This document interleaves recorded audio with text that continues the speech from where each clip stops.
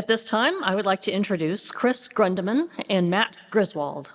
Chris is an independent advisor, analyst, and consultant specializing in network architecture, interconnection, and automation. He holds 8 patents in network technology and is the author of 2 books, an IETF RFC, a personal weblog, and a multitude of industry papers, articles, and posts. It does not say what he does in his free time, but I'm not sure he has any. Chris has given presentations in 34 countries on 5 continents and is often sought out to speak at conferences, NOGs, and NOFs the world over. Matt writes code at 20C, is CTO of Full Control, and they are both coming to us, Matt is coming to us from the greater Chicago area. I'm not sure where Chris is coming to us from. Okay, he doesn't look like he knows either. It's great. Welcome, Chris and Matt. It's a pleasure to have you back.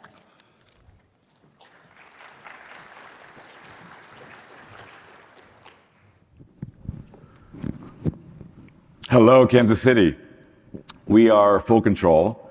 Grizz and myself and 12 other people who are better and smarter than us. Well, maybe not smarter than Grizz. He's actually a genius software architect, but I'm a decent network engineer, network architect, and now a net DevOps engineer, which means I know how to install Netbox.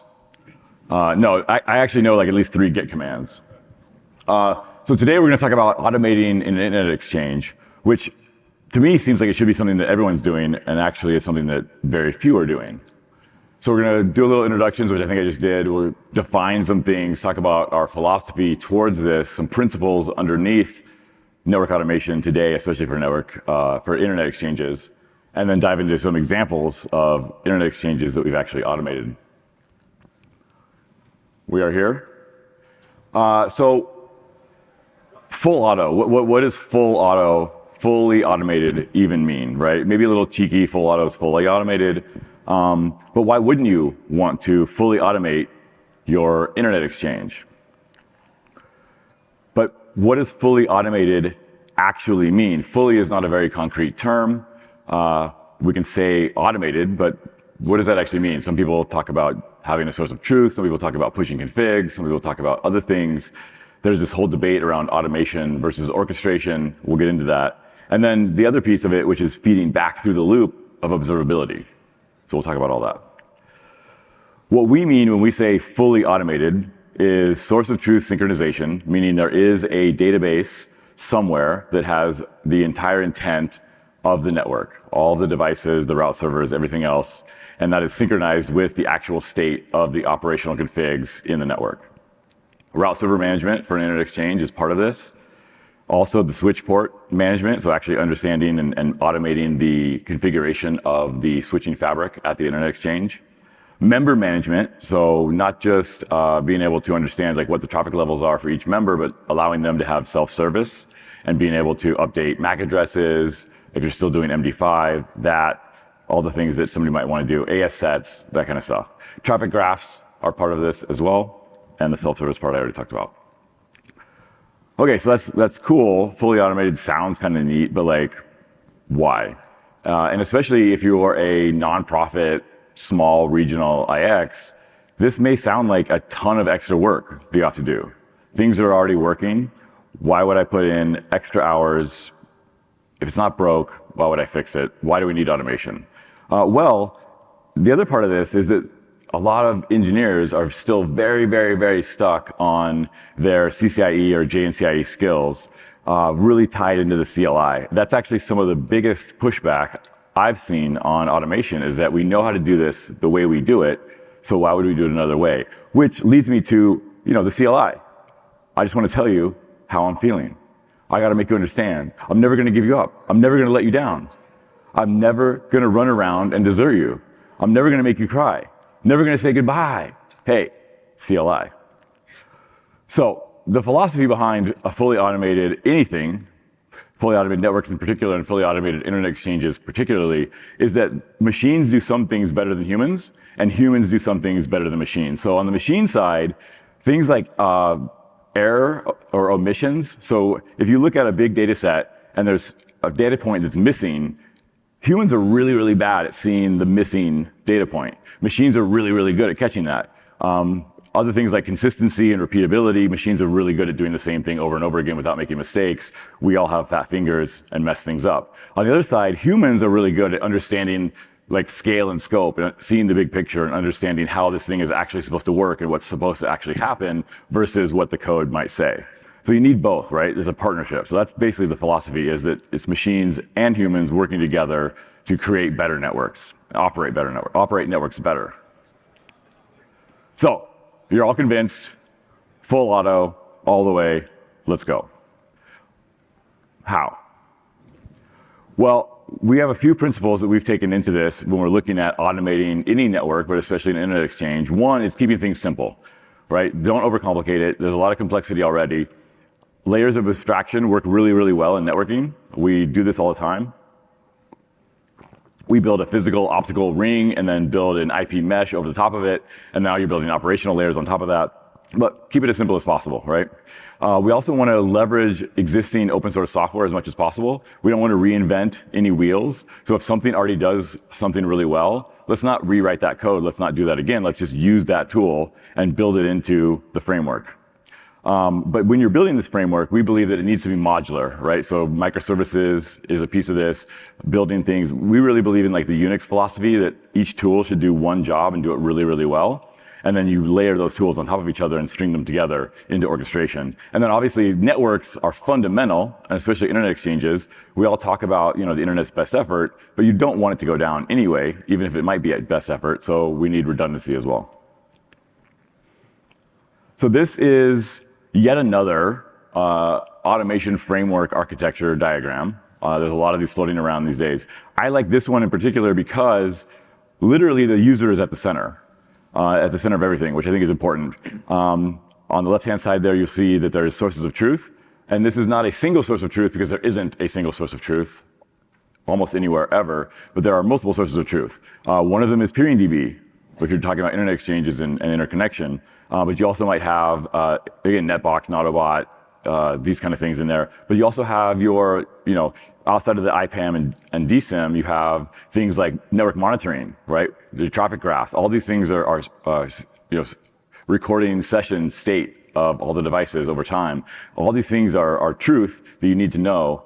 And then you feed that back through this loop, through orchestration, which the downside of this diagram is that orchestration is really where the magic happens, and it's a single little arrow there. That feeds into automation, and then the functions are your network devices or software pieces, whatever those might be, and then you got to feed that back through observability and be able to actually understand what's going on, right? So you're pushing configs out to the devices, but then you want to understand how they're actually operating.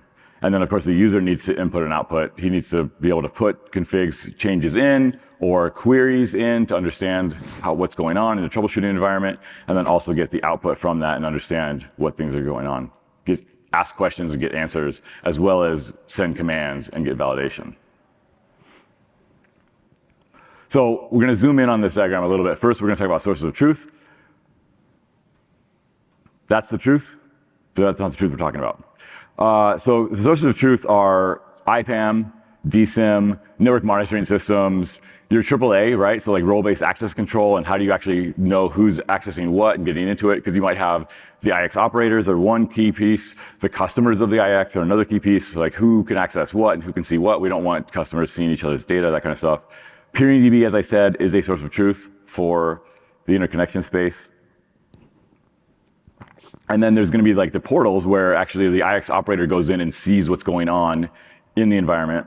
And then, as I mentioned earlier, the users also want to see what's going on with their specific connections and who they're peering with and what that traffic looks like and all those things. And then a lot of that ties into like these time series databases, which starts with maybe RRD tools and understanding like MRTG graphs and having traffic graphs. But more than that, we want to understand what were the optic levels yesterday, today, an hour ago, when this person called in and said, oh, my connection's not working. Can we look back and see what changed around the same time that something went wrong? So we need that as well. On sources of truth, for internet exchanges in particular, IXP Manager has been kind of the de facto source of truth for a lot of nonprofit, regional, small internet exchanges and others as well. We have chosen to go with Netbox. Now, Netbox is a much more general tool, but there's a few reasons why. Netbox is general purpose, which means it's not specialized for the task, which means there is extra work to be done. However, IXP Manager is not really built for automation, right? It's a great tool for what it is, but it wasn't built with automation in mind. And so again, let's use this general purpose tool that other people are using for other things, so they might already understand and know, and apply it to a new context with the additional information needed and the additional context needed. Also, we can see just the popularity and the use of it, right? Netbox is actually being contributed to much more often. It's used in a much wider scale because it's general purpose, whereas IXP Manager is in this very small corner case, and so it doesn't get as much traction from the open source community as Netbox or other tools like that would. However, Netbox is general purpose, so you need a data schema. You need to understand the actual components, the pieces and parts of an internet exchange, and how those actually are going to be represented in your database, whether it's Netbox or something else.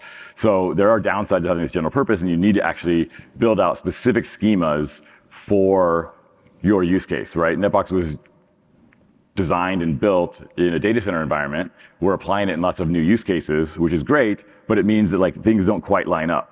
So we're building a data schema. I don't have a link right now, it's TBD, but we're going to build a best current operational practice around this and share the schema that we're using for this to bring internet exchange data models into a more general purpose state and configuration database. So then the other thing, again, like I said, there's not one source of truth, there's multiple sources of truth. And aside from the configuration data that might be in your configuration database, you need actually the state information and traffic information and all of this. So this is where the time series databases come in. So this is, again, like I said, MRTG and RRD tools are great, but what about SFlow? What about optics, light levels, these kind of things, especially as we're moving to 100 gig and then 400 gig and all this stuff. We need to actually understand what's going on at the physical level. And then, everybody likes graphs. So we're gonna pull all this data in and show it to people in a way that they can consume it and understand what's actually going on in the network at any moment. Another note, and that original diagram, you saw orchestration was one arrow and automation was another arrow. This is maybe a point of contention right now in the community as to, are these two things actually different? Are they the same? I think they're very different. So I think automation is basically sending a single task to a bot of some sort, some software tool that's going to do the one thing that you want it to do. Whereas orchestration is automation of automation. And so for example, Netbox, as I've been talking about, doesn't have version control, right? You can't do rollbacks. You can't go back and see what was done before the last 2 or 3 configuration changes. So you got to add that in. We use Git, right? And so you can actually tie multiple tools together. So you basically take a change in Netbox, push it through some Jinja templates to understand what the actual config of the actual devices are. Maybe you have multiple different types of devices, understanding those differences and things, pulling that all together, throwing that through Git so that you have a change control process where someone can come in and look at the changes, validate what's actually being changed in the configs, see that, say, okay, yes, do it, and then push it out. And then automation kicks off and executes the task. So another piece of this, right, that middle part that I think is really important, and that's why we put the user at the center, is this user experience. And this is things like for the actual user of the IX, right, so the customer of the IX, they want to update their MAC address. Maybe they're changing their router out, right? They want to update their AS set because maybe they've added new routes or are changing the customer base, whatever. MAC's prefix needs to be updated. Do they want to use the route server or not? Do they want to bounce their port? Right? Is something weird going on their network and they want to just take a look and check and just bounce the port. RPKI, are they doing origin validation or not? They want to maybe toggle that up or down. And then graceful shutdown. Maybe I'm doing some maintenance. I want to gracefully take traffic off of the internet exchange before I do my maintenance and then let it come back on. All these things need to be built into that user experience, I think. And then the other side of this is what are we seeing from the internet exchange, right? So the status, is my port up right now? Is my transit provider causing me problems, or is it the exchange? Is the switch down, is the port down, or is it on my side? Alerting of these things. And alerting can go to traffic and utilization as well, right? Am I maxing out this port the peak demand times of the day or not? And I don't want to watch the graph all day, so let me get alerted on that. And then maybe I do want to watch the graph all day and see the traffic, see the utilization. BGP stats, right? Am I sending the routes I think I'm sending? Am I receiving the routes I think I should be receiving? The weather map is also helpful, understanding where traffic's going on the exchange fabric, if it's a multi-site internet exchange.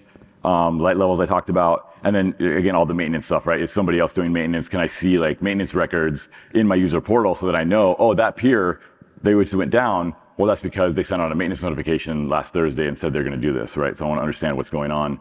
So just really full observability. And again, I think that's really important as we talk about automation, is that this is a loop, right? It needs to be both input and output. And so these things are really important and get glossed over by a lot of folks, I think. So, recap of the architecture here. You've got the user in the middle. They're sending commands in, they're getting input out. The sources of truth, when they're changed, push through the orchestration engine, which then kicks off automation, which changes the configs on the actual functions, routers, switches, route servers, whatever. And then state data, traffic data is all flowing back through into sources of truth, which then can be pushed back to the user to understand what's going on right now. With that, I'm gonna hand it off to Grizz to talk about an example of what this actually looks like in practice. Thank you, sir. So as a kind of funny segue into this, when we first talked about doing this talk, we took over IX Denver and we're like, well, that's in, June next year? There's no way we won't have IX Denver done. Spoiler alert, we don't have IX Denver done. But we had several other customers jumping ahead. So we have other IXs that we can't name here done using this same sort of thing. So I just want to talk a little bit about like what we do when we step in to take over an IX, or I mean pretty much any network automation project. We jump in and we look at the moving pieces, we figure out where the source of truth is, or various sources of truth often. We look about how do we replace this? And then after that, we look about how do we make this like modern and portable, and it almost always is containers. Sometimes it's Kubernetes, sometimes it's just Podman deploys, but our goal is always to make it modular and easily portable.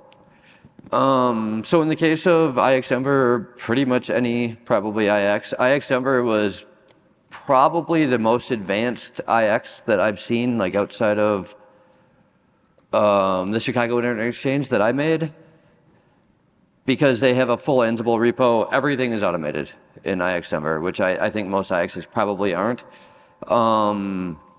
They use IXP Manager as a source of truth, which we kind of touched. Chris touched on it a little bit. I'll touch on it a little bit more on the issues with that. But they did have a almost single source of truth with the Ansible repo, and then use that as a customer portal. All the circuits information was in IXP Manager. All the graphs are in IXP Manager. And the route servers, excuse me, were all IXP Manager. So we were able to easily port that over. We imported the data, and I kind of want to do a call out on this. I didn't realize until last night that this was something that a lot of people don't realize is you can take something like a one-way hash of a user password and import it. So we were able to like grab all the user data.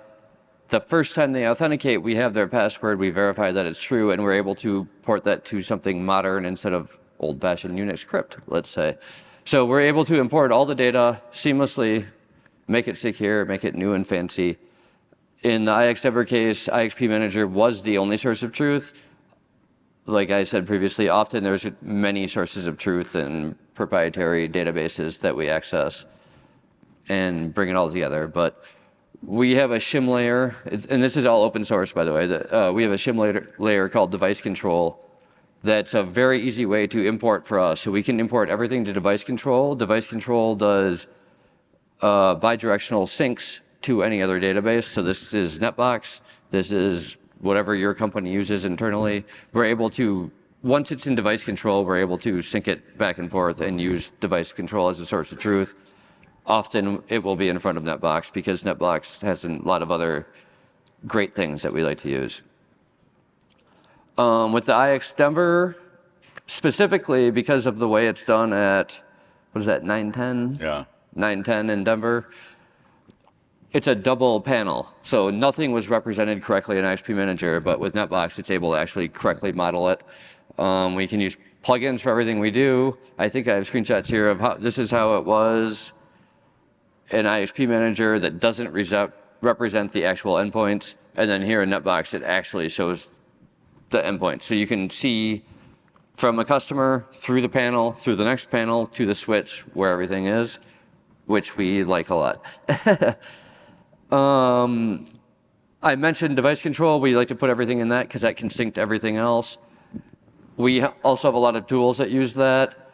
Currently, iXtember uses Ansible. We have a tool called Referee that is essentially like Ansible, except before it pushes device configuration, it reads the current state of the environment, and if it doesn't know what to do, it starts a change control thing. So it's kind of like Ansible on steroids. So currently on Ansible, we'll probably move to Referee. There's not a huge push to do that, but eventually we will do that. Everything we have pipes through Git for change control, so everything is fully versioned.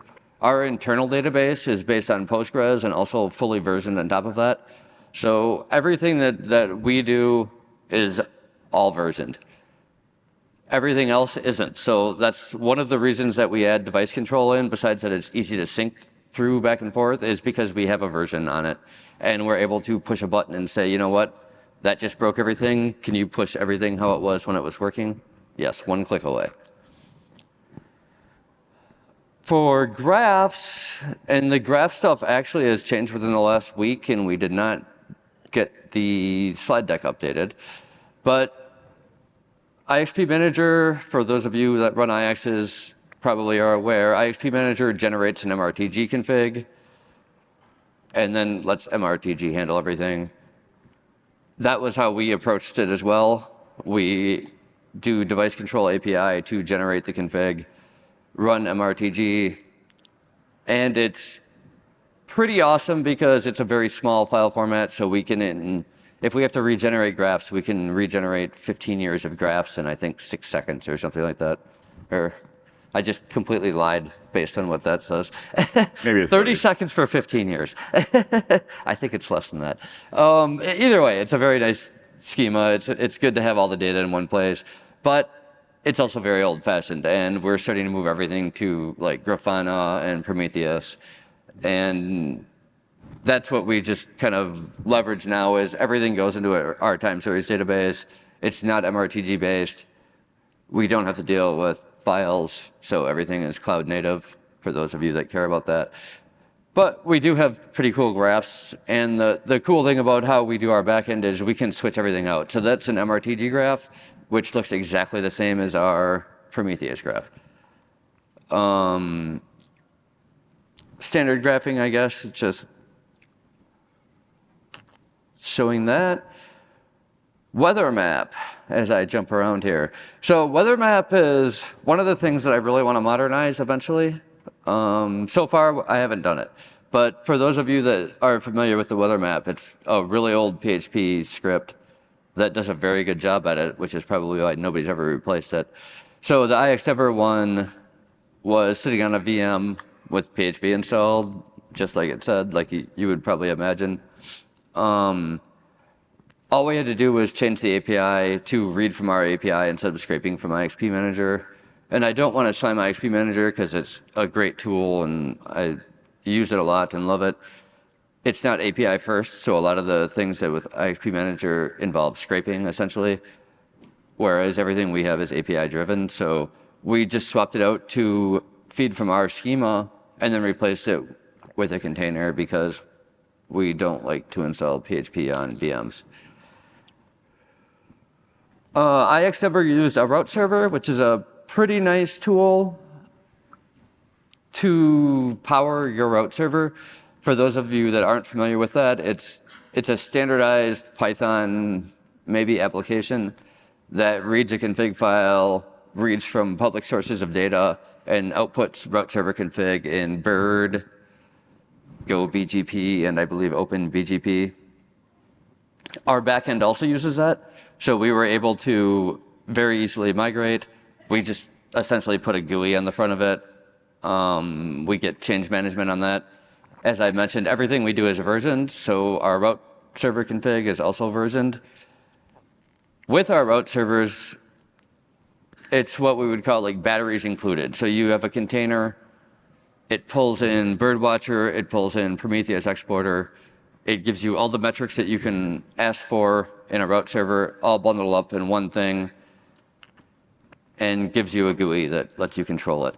So every time a customer comes in for self-service and does something like, oh, I want to add an MD5 password here, it auto-generates everything and then pushes it through to the route server configs, and everything is managed, and then for our service is alerted by us and managed by us.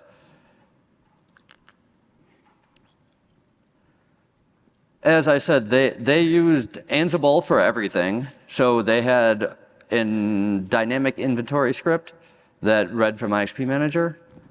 We very easily just replaced that with reading from device control, kind of dropped it in. Again, like when we step into any network, whether it's an IX or not, we like to do everything in a controlled, idempotent manner. So we can step in and we'll read config and push it, and we kind of have a closed loop for that. So our goal is always to take something over and make it so anytime we do anything, it reads and writes and pushes. So we were able to just drop in our inventory, see that it doesn't make a change, look at the diff, and convert over. We have, well, maybe to step back for those of you that aren't huge in the peering type world, there's an IXF schema that defines members on an internet exchange, which is the de facto standard for the internet. And it's great, but it's very, very loose. So almost everything is valid, even though it doesn't make sense. And we fight with this in PeeringDB a lot, because this is the only schema that we have, so we have to use it. But everything's valid, even if it doesn't make sense, so it's always a headache, and I don't want to cry too much, but it's a headache. So we basically took all the stuff that we liked about that and dropped all the stuff that we hated, and we made it really strict, and it's just a strict schema that's pretty much the same thing. Listed there at the link. And we're always open for input. We've floated this through the IX community a lot, and people are using it in a lot of areas, but we always want input. And are open to changes. We have not done anything with PeeringDB. I also do a lot of volunteer work for PeeringDB, and so far we haven't pushed any of this, our schema, into PeeringDB yet, but it's almost getting to the point that we probably will eventually. The IX Denver specifically did not use the PeeringDB automation feature. So I mentioned that this is a schema used by PeeringDB. It's the only way to have an IX update member information in PeeringDB. The IX operators cannot just go in and do it via a GUI. It's only available via this. This was disabled in IX Denver because IXP Manager didn't model their IX correctly, so it was turned off. So that doesn't probably sound like that big of a deal, but to me it's a pretty big deal, because it's like the one layer between the community, the IX and the community, to show this, and IXP Manager didn't do that correctly. So we switched that over, and everything is actually automated now. As Chris said, and I have always harped on, I'm a huge proponent of the Unix philosophy, do one thing and do it well. I also don't want to reinvent the wheel. So if another tool is available for something I want to do, I'm going to use that and contribute back to that. So like I said, speaking of using open source software, Grafana, dashboards, anyone, like that's what everybody uses. That's what we use as well. Why reinvent the wheel? Our main thing is just making it so it's more tenant-based, because Grafana isn't great on that, but it's achievable, and we have achieved that.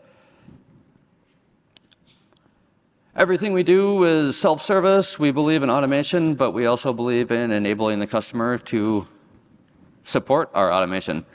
Like, we fully support it, so you can call us and we'll make the fix, but we'd rather you do it. So we have a full self-service portal. You can change your MAC address, you can update your AS sets, you can update your MAX prefix list. We have a tiered level, so by default, we read everything from PeeringDB. The network operator can update from PeeringDB and either push back to PeeringDB or just set it and say, like, nope, for this IX, I actually want this MAX prefix. and then the IX operator gets the last call since it's actually their hardware. So we do have these tiered sources of truth, let's say, that are all versioned and gives everybody control over that. We also, if you tie in, which we've done in a few exchanges now, if we tie in using our referee service, which is like Ansible, you can bounce the port, you can read the light levels, you can see real-time traffic, and you can do the graceful BGP calling, which is filtering port 179. There's an RFC for that. I couldn't tell you the number, but I probably should be able to. And I think that was it, with perfect timing for questions. So I want lots of questions, otherwise I feel like I failed. I'm fine with failing too. I'm gonna fail up.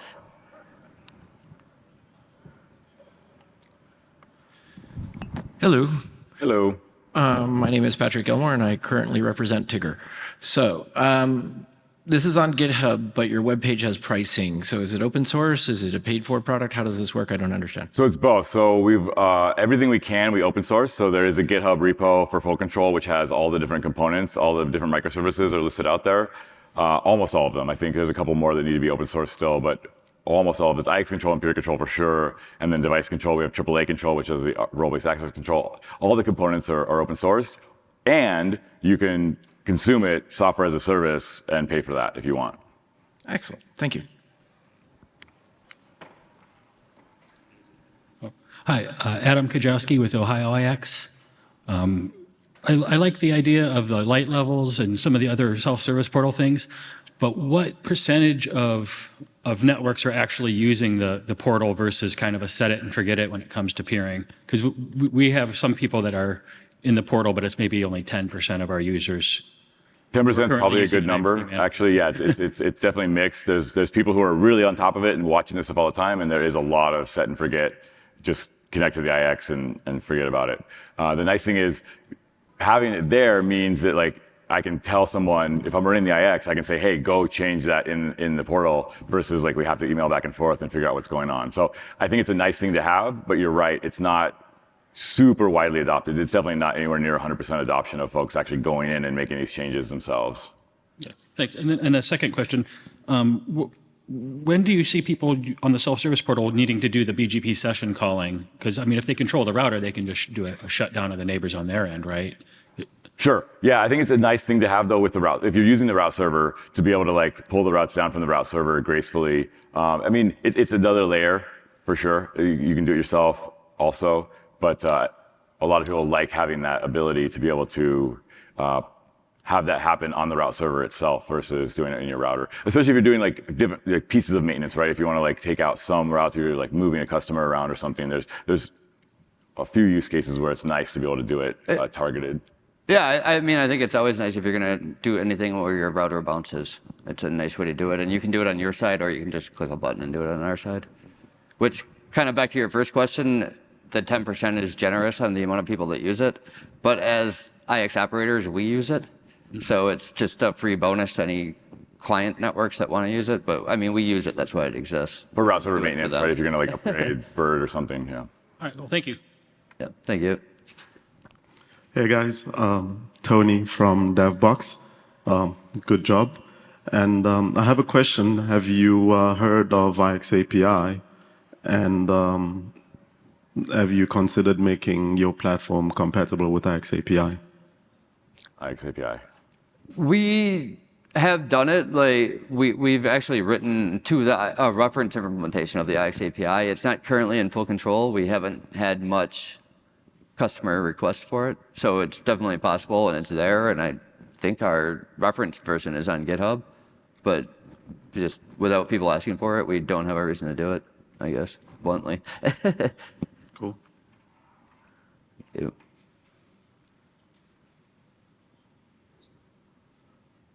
Awesome. Thank you very much. Thanks, everyone.